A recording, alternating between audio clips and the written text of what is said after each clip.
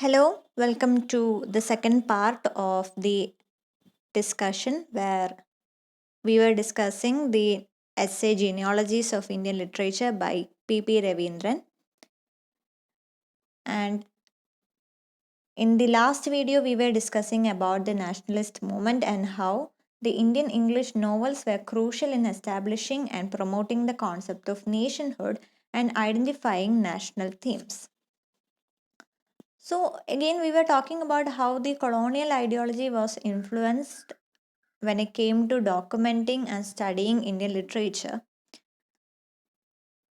And ആ ഒരു colonial പീരീഡിനെ കുറിച്ച് സംസാരിക്കുകയാണെങ്കിൽ തന്നെ വി നോ മക്കോളേസ് മിനിറ്റ്സ് വളരെ ഫേമസ് ആയിട്ടുള്ളൊരു മക്കോളേസ് മിനിറ്റ്സിൻ്റെ അകത്തും മക്കോളേസ് മിനിറ്റ്സ് ടു എഡ്യൂക്കേഷൻ്റെ അകത്തും എന്താണ് പറയുന്നത്, ഇംഗ്ലീഷ് ലാംഗ്വേജ് ഈ ഒരു ഇന്ത്യൻസിൻ്റെ അടുത്തേക്ക് എത്തിക്കുക, എല്ലാവരെയും ഇംഗ്ലീഷ് എഡ്യൂക്കേഷൻ പ്രൊമോട്ട് ചെയ്യുക എന്നുള്ള രീതിയിലായിരുന്നു ആ ഒരു മക്കോളേസ് മിനിറ്റ്സിൻ്റെ മെയിൻ ഒബ്ജക്റ്റീവ് എന്ന് പറയുന്നത്. പക്ഷേ അവിടെ ഒരു ട്രേഡാണ് നടന്നത്. അതായത് എന്താണ്, അത്രയും ഇന്ത്യൻ ലാംഗ്വേജസ് പഠിക്കുന്നതിനെക്കാട്ടിലും ഇംഗ്ലീഷ് എന്നുള്ളൊരു ഹോമോജനൈസ്ഡ് ആയിട്ടുള്ളൊരു ലാംഗ്വേജ് ഇന്ത്യൻസിനെ പഠിപ്പിക്കുന്നതാണ് എളുപ്പം. ആ ഒരു വഴിയിലൂടെ ഇന്ത്യൻ കൾച്ചറിനെക്കുറിച്ചും ട്രഡീഷനെക്കുറിച്ചും കുറച്ചും കൂടി മനസ്സിലാക്കാൻ പറ്റുമെന്നും എന്താണ് ഭരിക്കാൻ കുറച്ചും കൂടി എളുപ്പമാണെന്നും മനസ്സിലാക്കിയത് കൊണ്ടാണ് ഈ ഒരു ഇംഗ്ലീഷ് എഡ്യൂക്കേഷൻ അവർ നിർബന്ധമാക്കിയത്. അതിലൂടെ എന്താണ്, ഇന്ത്യക്കും ഒരു ബെനിഫിറ്റ് ഉണ്ട്. അതായത് ലോകത്തിൻ്റെ മാപ്പിൽ ഒരു സ്ഥാനം, അതായിരുന്നു ഇന്ത്യയുടെ ബെനിഫിറ്റ്. അങ്ങനെ ഒരു ട്രേഡ് ആയിരുന്നു ആ സമയത്ത് നടന്നത്. And that is how English was given a prominence in the Indian subcontinent and the term Indian English literature was born.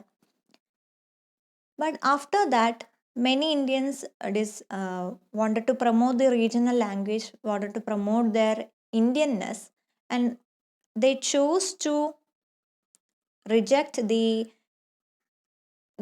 ideology, the colonial ideology that was given to them during the colonial period. For example, we have Bankim Chandra Chatterjee, who is known as the author of the first Indian novel in English, and we also have Michael Madhusudanan, who is an early accomplished poet in English, both of whom suffered from the sense of divided linguistic identity, and both of them renounced the English language and adopted their native Bengali language.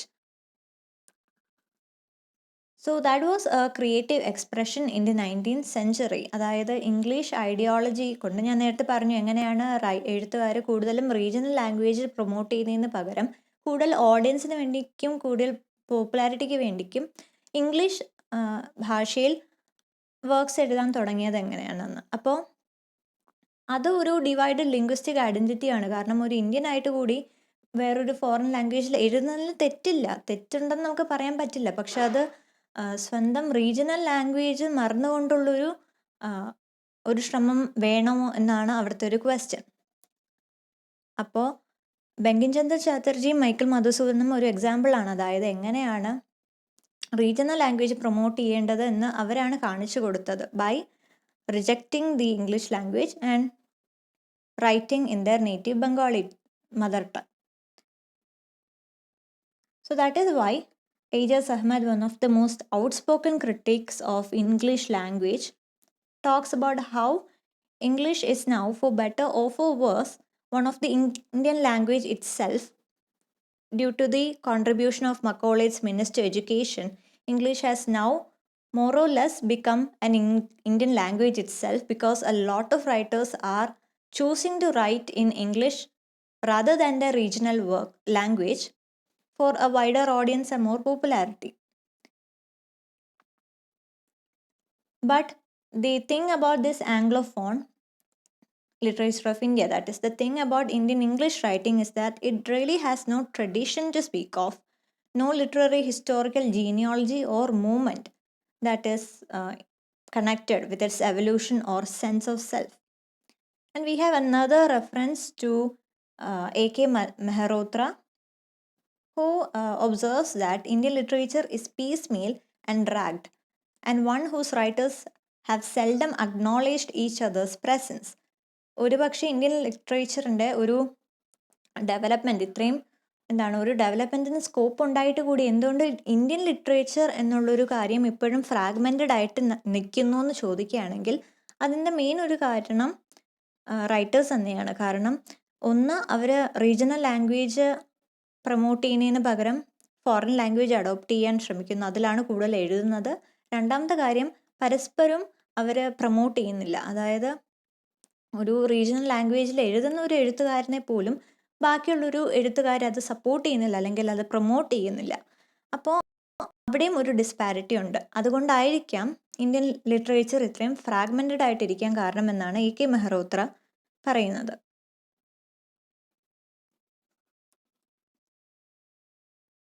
So there is a lack of literary community and even a shared influence in Indian history. And while globalization and the desire for a unique identity have compelled the writers to take charge of their regional tales, the actual debate continues.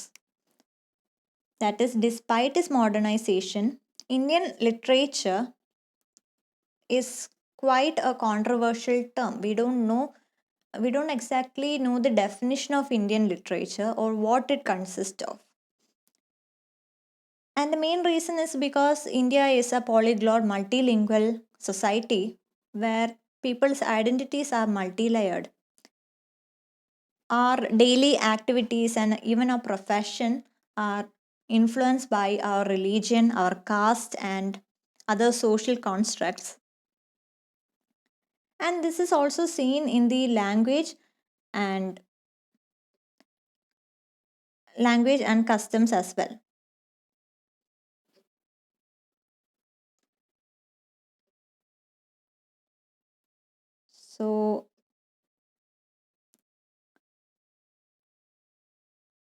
So the real question is, what is Indian?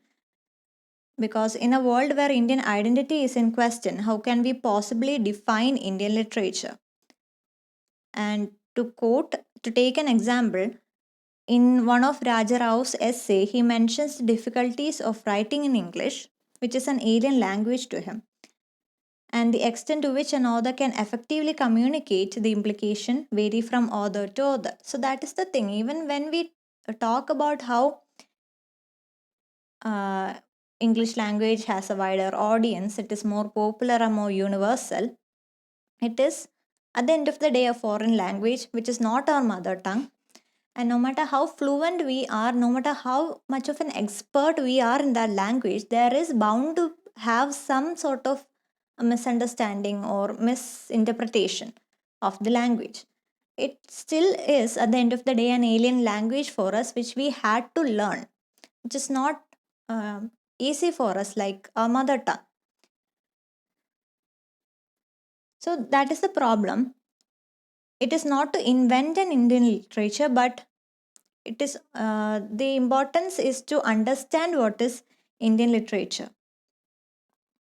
And according to P.P. Ravindran, it is an alternative genealogy that may go beyond the Orientalist canon and back to the deeper source of our popular creativity.